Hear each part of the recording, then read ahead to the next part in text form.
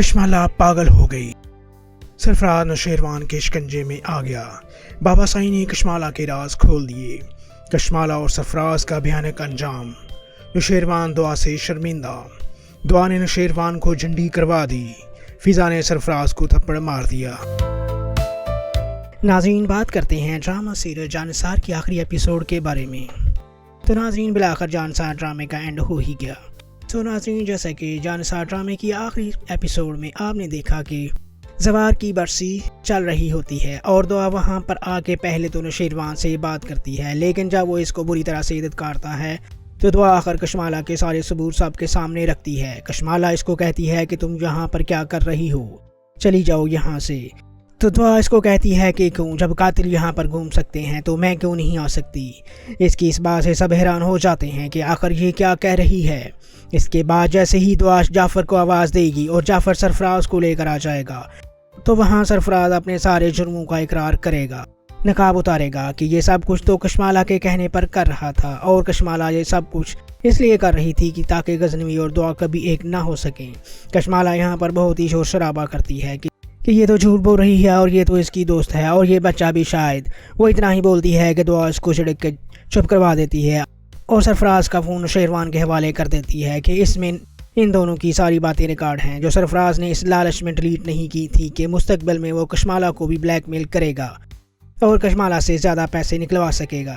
یہاں پر دعا مزید سب کو بتاتی ہے کہ کشمالہ نے تو سرفراز کے سر کی قیمت بھی مقرر کر دی تھی، وہ تو وقت پر جعفر نے اس کو بچا لیا، ورنہ کشمالہ نے تو یہ ثبوت بھی مٹا دینا تھا۔ تو ناظرین، جب یہ سارا مسئلہ چل رہا ہوتا ہے تو سیڑھیوں سے بابا سائیں بھی ڈائری لے کر آ رہے ہوتے ہیں اور کشمالہ اس وقت کہہ رہی ہوتی ہے کہ نوشیروان دعا کو طلاق دو اور دعا کو نکالو اس گھر سے۔ تو بابا سائیں کہتے ہیں کہ نوشیروان دعا کو طلاق نہیں دے گا۔ تو سب بابا کی طرف دیکھنے لگ جاتے ہیں تو اماں سائیں کی نظر ڈائری پر پڑتی ہے۔ وہ کہتی ہیں کہ یہ زوار کی ڈائری آپ کے پاس کیا کر رہی ہے؟ یہ ڈائری تو کافی عرصے سے گم ہو چکی تھی۔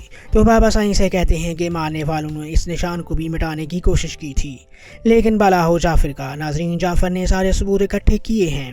یہاں پر اصل ہیرو ڈرامے کا تو جعفر ہی بنتا ہے۔ نوشیروان تو بس منہ اٹھا کے کبھی ادھر کبھی ادھر دیکھ رہا ہے۔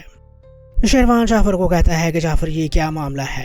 جعفر کہتا ہے کہ جی سائیں، یہ ڈائری کشمالہ بی بی نے ہی پیرا کے سپرد کی ہوئی تھی تاکہ وہ اس کو جلا دے، لیکن شاید اس نے اپنے کسی مفاد کے لیے ڈائری کو اپنے پاس ہی رکھا تھا اور یہ ڈائری ہمیں اس کے کوارٹر سے ملی تھی اور سائیں آپ کو زہر دعا بی بی نے نہیں بلکہ کشمالہ بی بی نے دیا تھا۔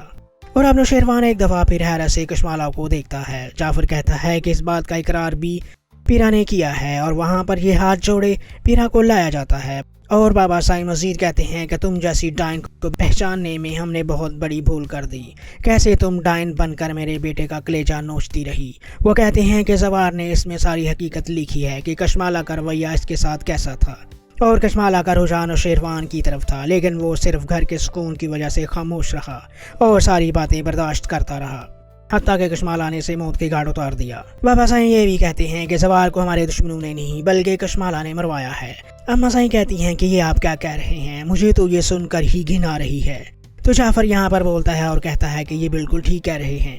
زوار سائیں نے مرنے سے پہلے مجھ سے ان باتوں کا اظہار کیا تھا کہ کشمالہ بی بی کا رجحان غزنوی سائیں کی طرف زیادہ ہے اور یہ ساری حقیقت وہ ڈائری میں بھی لکھ چکے ہیں۔ اب جعفر نے کس وقت ڈائری پڑھ لی۔ ویسے زوار نے اپنے سارے خدشات جو کشمالہ کے بارے میں تھے وہ پوری فیملی کو چھوڑ کر صرف ایک نوکر کے ساتھ ہی شیئر کیوں کیے؟ اس کے بعد سب کا رخ دوبارہ سے بابا سائیں سے ہٹ کے کشمالہ کی طرف ہو جاتا ہے۔ کشمالہ تو پہلے ان سب باتوں کو نہیں مانتی، لیکن آخر وہ مان ہی لیتی ہے اور کہتی ہے کہ ہاں میں نے مارا ہے، میں نے زوار کو مارا ہے۔ یہ بھی تو پوچھیں کہ کیوں مارا ہے میں نے اس کو؟ یہ اس کی نئی لاجک ہوتی ہے کہ مارنے کے لیے بھی وجہ چاہیے۔ کشمالہ یہاں پر یہ کہتی ہے کہ مجھے نوشیروان سے محبت تھی اور آپ لوگوں نے میری شادی زوار سے کر دی اور زوار میرا پیچھا نہیں چھوڑ رہا تھا تو اسے مروانا ہی تھا۔ تو اماں سائیں کہتی ہے کہ اچھا تو تم نوشیروان سے محبت کرتی تھی، پھر اس کو زہر کیوں دیا تم نے؟ تو وہ کہتی ہے نہ دیتی تو میں کیا کرتی، دعا کو نوشیروان طلاق نہیں دے رہا تھا، میں نے سارے ثبوت اس کو دے دیے تھے۔ سرفراز کو دعا کے بیڈ روم تک لے کر گئی، پھر بھی نوشیروان اسے نہیں چھوڑ رہا تھا اور پھر میں کیا کرتی، میں تھک گئی تھی، میں نے کہا ایسے ہی مار دوں۔ تو ناظرین، یہ تھی کشمالہ کی محبت۔ اس کے بعد آپ کو دکھایا جائے گا کہ جعفر نے وہاں پر پولیس کو بلوا لیا ہوتا ہے اور پولیس وہاں پہ کشمالہ اور سرفراز کو گرفتار کر کے لے جاتی ہے۔ اما صحیح کشمالہ کے منہ پر تھپڑ مارتی ہیں۔ ایک تھپڑ تو بنتا ہی تھا، شاید یہ تھپڑ نوشیروان کو مارنا چاہیے تھا، لیکن شاید وہ عورت ہونے کی وجہ سے اس نے تھپڑ نہیں مارا، کیونکہ نوشیروان یہاں پر کہتا ہے کہ اگر یہ عورت نہ ہوتی تو اپنے بھائی کے قاتلہ کا سر اپنے ہاتھوں سے کاٹتا۔ دوسری طرف ناظرین فضا کے پرنسپل اس کو پرپوز کرتے ہیں، جو کہ 2 بچوں کے باپ ہوتے ہیں، لیکن فضا ان کا پرپوزل قبول کر لیتی ہے، جبکہ آپ کو دکھایا جاتا ہے کہ سرفراز کو فضا کے سامنے لے کر جایا جاتا ہے۔ وہ ہاتھ جوڑے فضا کے سامنے جاتا ہے اور اس سے معافی مانگتا ہے، بلکہ سارے گھر والوں سے معافی مانگتا ہے، اور فضا یہاں پر اپنا دوسرا تھپڑ سرفراز کو رسید کرتی ہے۔ پہلا اس نے کچھ عرصہ پہلے کیا تھا۔ اس کے بعد سرفراز تو جیل میں جاتا ہے اور اس کو جیل میں بہت ہی روتا ہوا دکھاتے ہیں، جبکہ کشمالہ کا اینڈ بڑا بھیانک ہوتا ہے۔ کشمالہ پاگل ہو جاتی ہے اور وہ پاگل خانے میں ہوتی ہے، اور وہاں پر وہ نوشیروان کو یاد کر رہی ہوتی ہے۔ اس کو ساری دنیا بھول گئی ہوتی ہے، لیکن نوشیروان نہیں بھولتا۔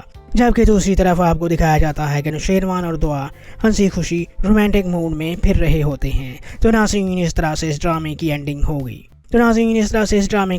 گئی۔ تو ناظرین آپ کو یہ ڈرامہ کیسا لگا اور اس کی اینڈنگ کیسی لگی، اور آپ مزید کیا چاہتے تھے کہ سرفراز کو کیا سزا دی جانی چاہیے تھی اور کشمالہ کا انجام کیسا ہونا چاہیے تھا؟ آج کے لیے بس اتنا ہی، ملتے ہیں کسی اور نئی ویڈیو کے ریویو میں۔